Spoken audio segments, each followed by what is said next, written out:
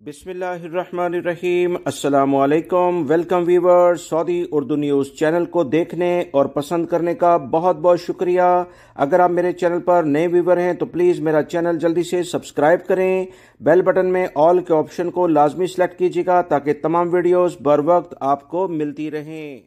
Saudi public prosecution के तर्जमान ने कहा कि रियाद शहर में 2 मुकामी शहरियों को गिरफ्तार किया गया है। सऊदी खबरसां इदारों के मुताबिक तर्जमान ने बताया कि मुल्जमान से पूछगछ पर पता चला कि उन्होंने समाजी राब्ते की ऐप्स के जरिए एक शख्स को धोखा देकर बुलाया, फिर तशद्दुद के बाद इसके साथ ज्यादती भी की गई।